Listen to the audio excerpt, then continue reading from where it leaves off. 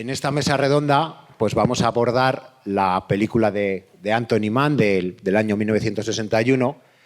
Creo que no necesita de ninguna introducción previa por mi parte, dado que es una película muy reconocida por todos, que con sus virtudes y defectos yo creo que forma parte del imaginario colectivo de todos, y yo creo que si pensamos en el Cid no solo pensamos en la estatua que tenemos aquí, sino también en esa figura de Charlton Heston, ¿no?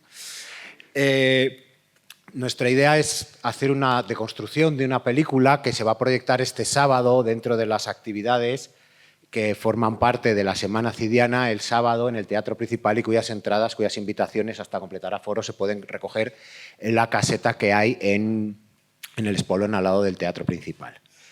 Me acompañan en la mesa tres personas que voy a presentar muy brevemente,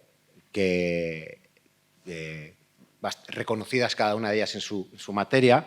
En primer lugar, David Porrinas, doctor en Historia por la Universidad de Extremadura con Premio Extraordinario 2015 y muy experto en cuestiones relacionadas con la guerra, en la caballería, en la Edad Media. Rodrigo Díaz, concretadas en libros tales como El Cid, Historia y mito de un señor de la guerra, y más publicaciones recientemente sobre la Reconquista, y además pues, ha colaborado en distintos medios divulgativos, prensa, podcast, etc. Quiero hacerlo de manera bastante rápida porque creo que lo importante son que hablen ellos. En segundo lugar, Fátima Gil, doctora europea en periodismo en la Universidad Complutense de Madrid y profesora titular en la Universidad de Burgos en comunicación audiovisual, donde es coordinadora además en el diseño del grado de videojuegos, con una línea de investigación principal sobre la representación femenina en los medios de comunicación. Y por último, Alicia Miguélez, doctora europea en Historia del Arte de la Universidad de León, graduada en Estudios Musicales y profesora auxiliar de Historia del Arte Medieval en el Departamento de Historia del Arte de la Facultad de Ciencias Sociales, Humanidades y Humanas de la Universidad Nova Lisboa y subdirectora del Instituto de Estudios Medievales de esta misma universidad. Como veis, tenemos tres expertos con tres perfiles distintos, un medievalista, una experta en comunicación audiovisual y una historiadora del arte medieval, que cada uno de ellos pues, nos va a destacar diferentes facetas sobre la película y de alguna manera pues, contribuir también pues, dentro de esa labor de desgranar el film, pero también el contexto, la época, el personaje y todos aquellos elementos. Pues tiene la palabra en primer lugar David Porrinas.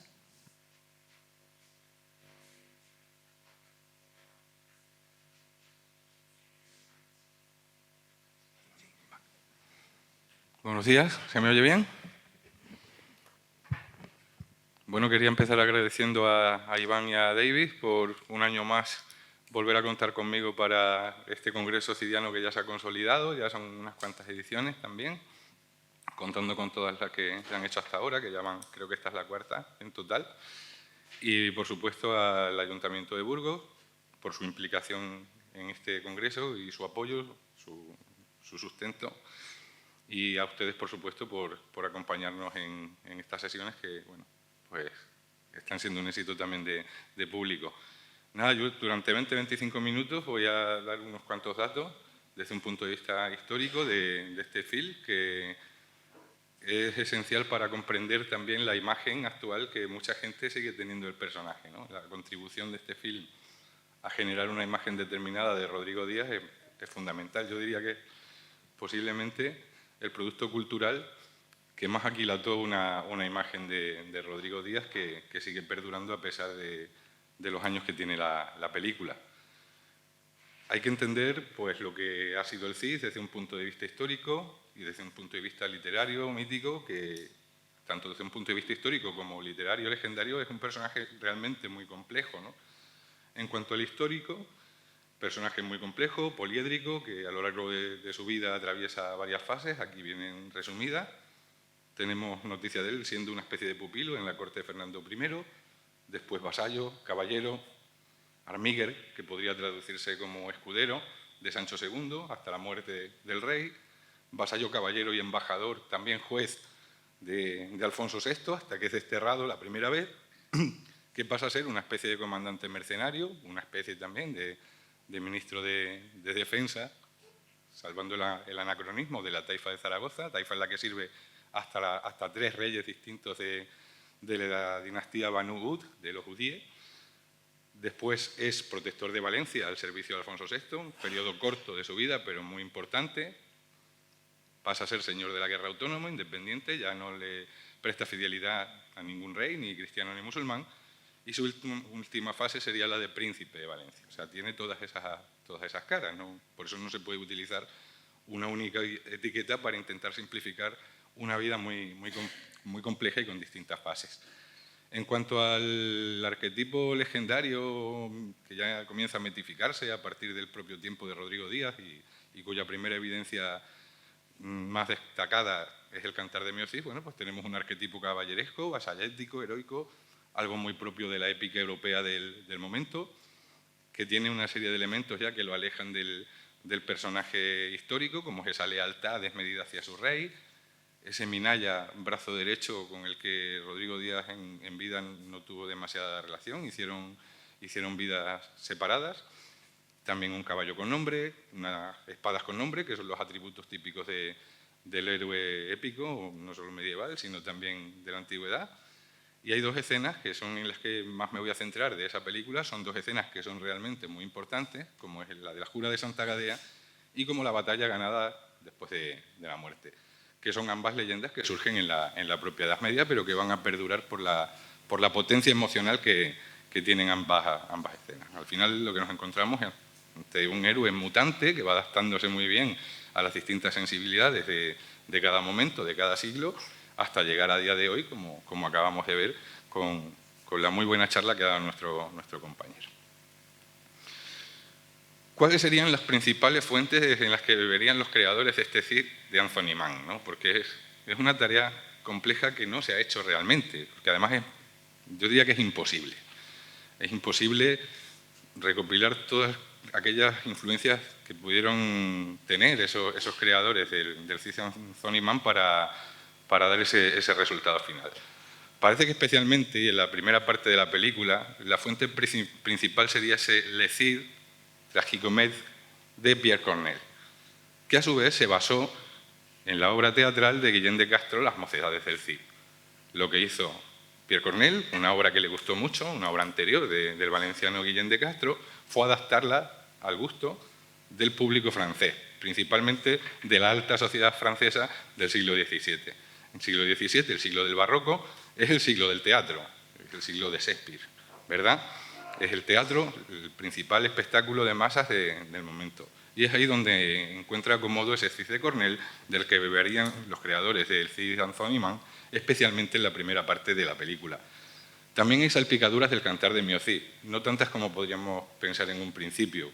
Hay algunos elementos, pero no es fuente principal, no parece serlo, ese Cantar de Miocis. Tenemos, por ejemplo, la escena de la niña de 9 años, que sí aparece en el Cantar de Miocis, bueno, pues aparece Minaya, aparecen una serie de elementos, los nombres de las hijas, en fin, pero no parece ser una espina dorsal dentro de la película. Aparecen más los romances, la Jura de Santa Gadea no aparece en el Cantar, no sabemos si, como lo tenemos amputado, no sabemos si esa parte se la habrían comido en el producto que tenemos ahora, en ese Cantar de Miocis, pero no es algo que aparezca en el Cantar que conocemos. Sí aparece la Jura de Santa Gadea y también aparece el encuentro con el leproso en esos romances.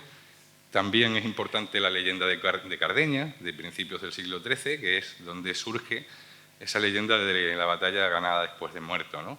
Por supuesto, las ideas de Ramón Menéndez Pidal, que son una suma de todas esas influencias, de todo la ingente labor de investigación que desarrolló pues, uno de los mayores sabios que ha tenido la historia de España.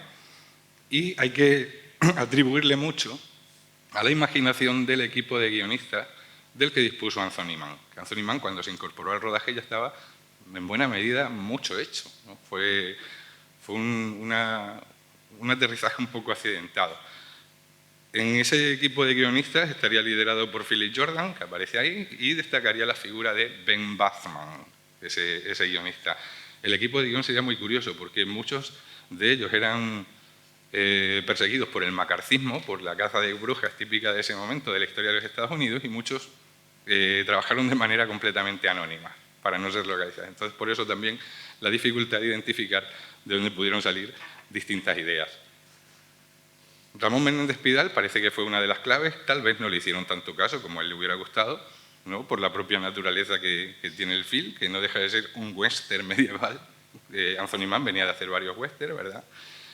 La participación, pues yo entiendo que sería relativa, porque hay determinadas cuestiones que a mí me cuesta trabajo pensar que a don Ramón no se le revolviera un poco el estómago con ellas, ¿no? Y bueno, pues lo que opinaba Ramón Menéndez Pidal acerca de esta película, que él, su compromiso era en el estudio del pasado nacional, por supuesto, pero que le preocupaba bastante más el presente y el futuro de la nación española, y que esta película podía ayudar para que ese futuro y ese presente fuera más prometedor. Y cuando salió la película, lo que él consideraba que los creadores de la película habían hecho, pues básicamente lo que habían venido haciendo con el Cid desde el Cantar de Mio Cid, crear su propia versión del Cid, ¿no? Entonces él, con una mente muy abierta en este sentido, entendió que lo importante realmente es que se hablara del Cid, ¿verdad? Y vaya si tuvo importancia, porque este Cid todavía es muy reconocible por nosotros. Bueno, el sábado se va a volver a proyectar y es raro el año que no la emiten en televisión pues 2 o 3 veces, al menos, durante el año. Y es una película que ha envejecido bastante bien y que es muy entretenida y muy gustosa de ver, ¿no? ¿Qué opina Richard Fletcher, uno de los grandes biógrafos del Cid, sobre esa película de Anthony Mann y sobre el papel que desempeñó en ella, o que pudo desempeñar en ella, Menéndez Pidal? Pues más o menos viene a concordar un poco con lo que fue la opinión del propio Menéndez Pidal, ¿no? Que el resultado sería menos una interpretación que una visión, y es importante el matiz, ¿verdad? Aquí tenemos a Richard Fletcher, que falleció muy joven, con 60 años, de un ataque al corazón, y que tiene el gran mérito de haber publicado la primera biografía del Cid después de la España del Cid de Menéndez Pidal, que se publicó en 1929, la primera edición de esa España del Cid. Richard Fletcher publicó su obra en 1989. Tuvieron que pasar 60 años para que alguien se atreviera a publicar una biografía del Cid. Franco y el franquismo es el telón de fondo de esta película. Es imposible hablar de esta película sin referirse a Franco y el franquismo, porque la identificación de Franco con el propio personaje fue muy evidente. Fue muy evidente, incluso salía de su propia boca esa comparativa. De tal manera que el Cid sería una especie de trasunto de Franco, ¿no? Uno como defensor de Europa frente al comunismo, un bastión frente al comunismo, otro un bastión frente a los musulmanes, también en la defensa de España y en la defensa de Europa. El propio Franco, unos días antes de la liberación del Alcázar de Toledo, decía que pensaba que él podría convertirse, y esto son palabras textuales, ¿no?, en un mito semejante a las leyendas atribuidas al Cid. Pero para que veamos un poco la vinculación que él quería tener con el Cid, ¿no? Hay que situar también este fin en los inicios de una fase del franquismo, una segunda fase del franquismo, después de la autarquía, que es ese inicio de la apertura, el desarrollismo, de la entrada en el gobierno de Franco de los tecnócratas, del Opus Dei, que intentan dar un salto económico en un país que estaba todavía atrasado con respecto a sus vecinos europeos. También esa película le venía muy bien al régimen para proyectar una imagen más amable del régimen y de España. En estos momentos se estaba iniciando el gran despegue turístico en España y una de las principales localizaciones es precisamente Peñíscola, ¿no? Hay que tener en cuenta también el papel clave que jugaría la operación propaganda exterior, que fue un programa que se desarrolló de una manera bastante encubierta, bastante secreta y en la que estaría dirigida por el entonces ministro Arias Salgado, ¿no? Y el régimen, pues en esos momentos tenía un par de obsesiones bastante marcadas. Una era pues, el blanquear el régimen para mejorar su imagen exterior, acercarse más a aliados europeos, aliados estadounidenses. En ese contexto de Guerra Fría, pues al régimen le vino muy bien el anticomunismo para ganar la simpatía de los Estados Unidos. Y también una doble función, una doble sesión, sería la de controlar, amoldar, dirigir a la opinión pública española, porque ese Cid que vemos, algunos aspectos de ese Cid que vemos en la película, coinciden con la imagen del Cid que se estaba dando también en la enseñanza primaria que refleja la enciclopedia Álvarez y en la enseñanza secundaria también. Anthony Mann, un director que había caído un poco en el malditismo, venía un poco como de ser un fracasado de Hollywood, esta fue su gran oportunidad de redimirse. En esos momentos él ya estaba casado con Sara Montiel, ¿verdad?, que pudo ser Jimena.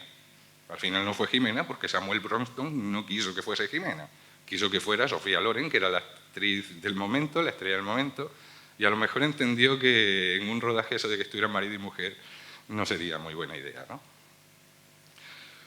Anthony Mann, en su opinión sobre la película, pues entre otras cosas, dijo en una entrevista lo que se dice ahí, ¿no? Que al final de la historia es pura leyenda, lo que la gente y los cronistas escribieron sobre ese hombre debe tener muy poco que ver con la historia real.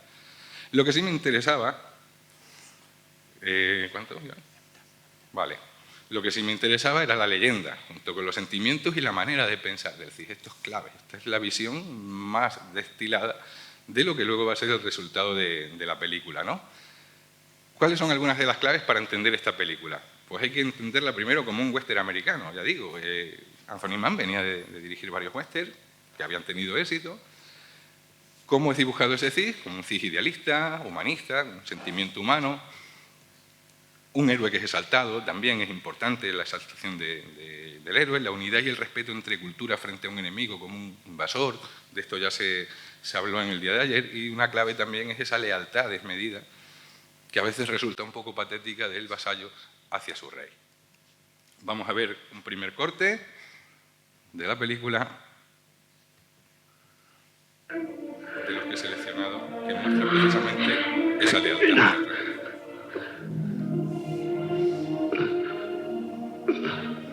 Jimena. Lo prometo. No lo he olvidado. Quiero que tú y mis hijas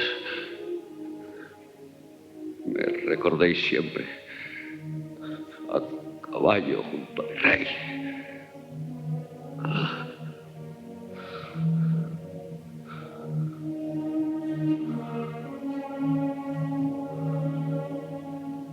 Mañana.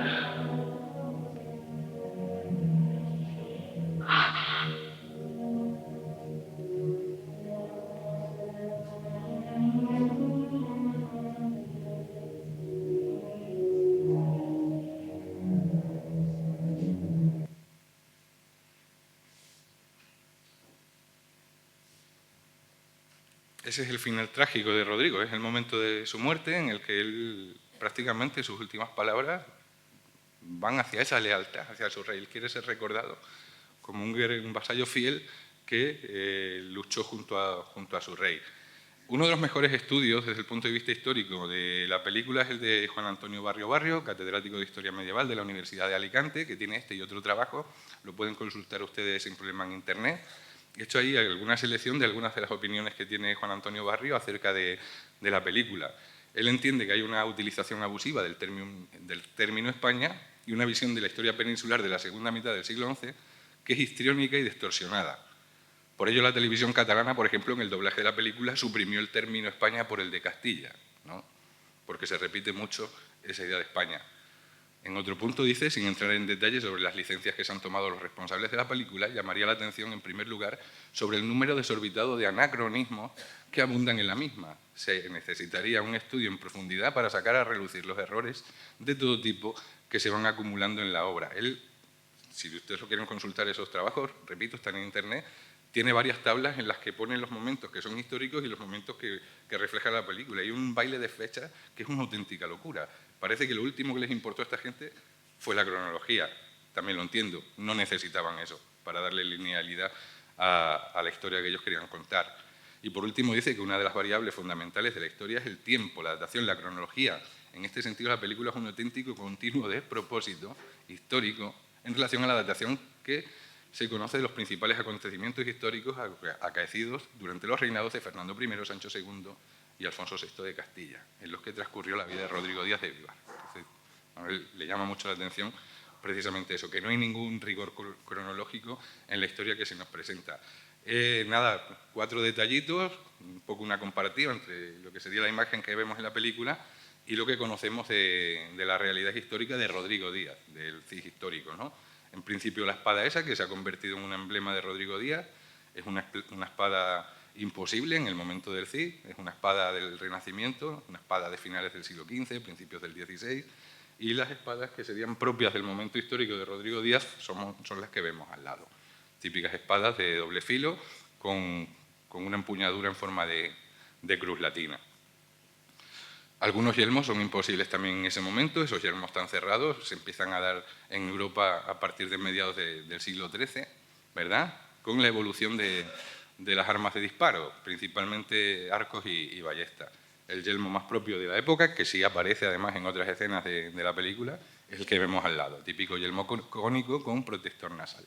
Lo que sí concuerda pues, son esas cotas de malla, esas loricas. Los castillos son claramente bajomedievales.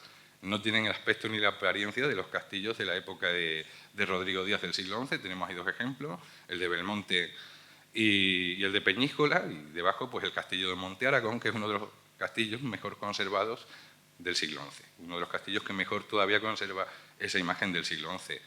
Ahí hay otro anacronismo, que son esos estandartes de unos reinos de León Castilla unificados en una sola corona. Eso no se da ya hasta el reinado de Fernando III, a mediados del siglo XIII, cuando se reunifican definitivamente las coronas de León y de Castilla. Por lo tanto, estamos hablando de 150 años de diferencia y aparece en muchas ocasiones a lo largo de la película, si nos fijamos, ese escudo cuartelado, ese blasón cuartelado de los reinos de León y de Castilla. La forma de morir es una clara invención de la película, posiblemente de los guionistas. No hay ninguna evidencia de que Rodrigo Díaz muriera así. Todo parece indicar que murió de muerte natural, pero esa es una imagen, eso es una toma de la película que tuvo luego mucho éxito y que se perpetuó y se reinterpretó en otras producciones de la cultura popular. Me voy a saltar esta imagen, es muy corta, es el momento en el que Rodrigo Díaz, el Cid, recibe el flechazo en esa playa en la defensa de Valencia contra los almorávides. Aquí vemos que el grupo de heavy rock Tierra Santa, en el año 99, lo que replica en su canción sobre el Cid, que es el tema central de ese álbum legendario, la que da título también a esa canción, es exactamente la misma manera de morir que se inventaron los guionistas de la película, ¿no? Con esa flecha clavada en el corazón.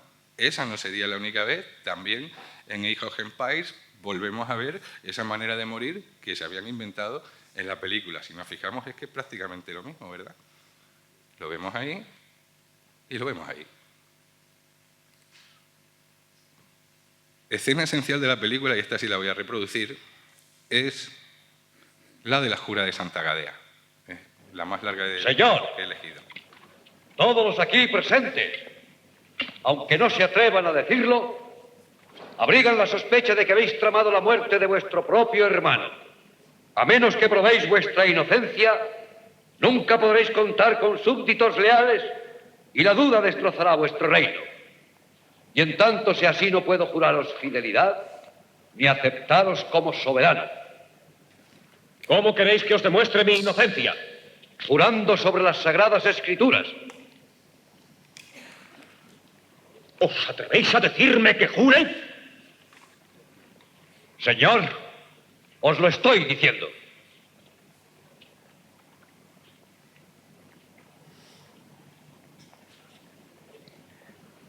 Está bien.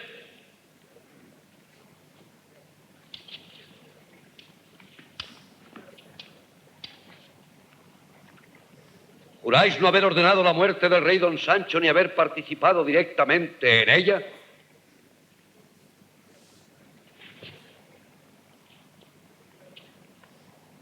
Lo juro ante Dios. ¿Juráis igualmente que jamás habéis aconsejado que se le quitara la vida al rey don Sancho? Lo juro también. ¿Y también juráis que no fuisteis el que proyectó la muerte del rey don Sancho, ni teníais intención de hacerlo? ¡Lo juro!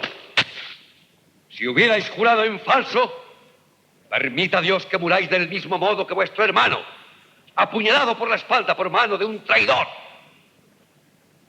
¡Decid amén! Lleváis las cosas demasiado lejos, Rodrigo. Decid amén.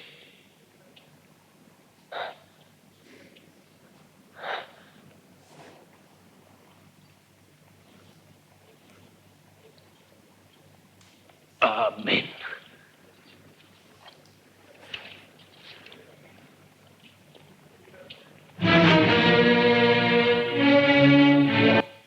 Ni que decir tiene que algo así es imposible en la época del Cid. Es una auténtica barbaridad.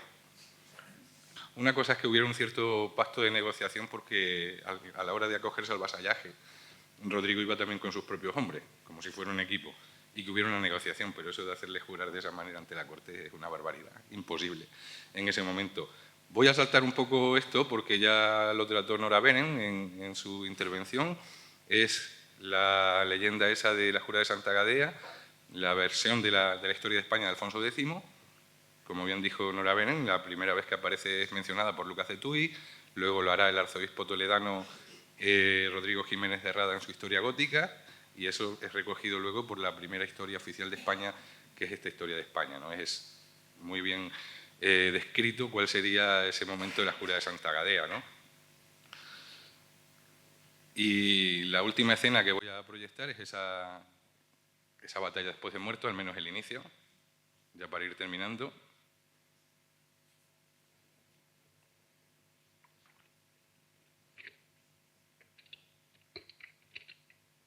Aquí vemos que los yelmos ya sí son más de la época del Cid.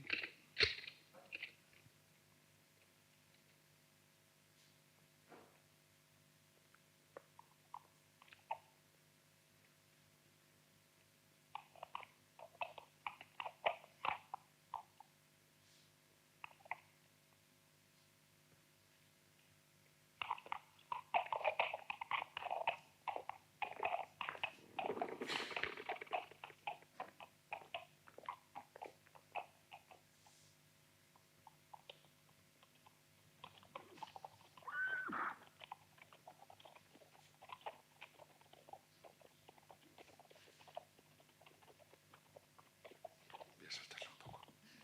Voy a saltarlo un poco. Sí. ¡Por Dios! ¡Por el Cid! ¡Por España!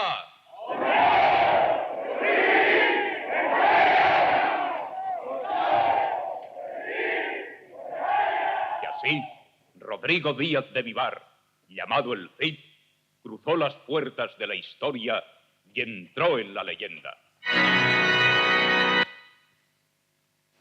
Bueno, pues nada, para ya ir terminando, muy breve, es una leyenda creada por los monjes de San Pedro de Cardeña, principios del siglo XIII.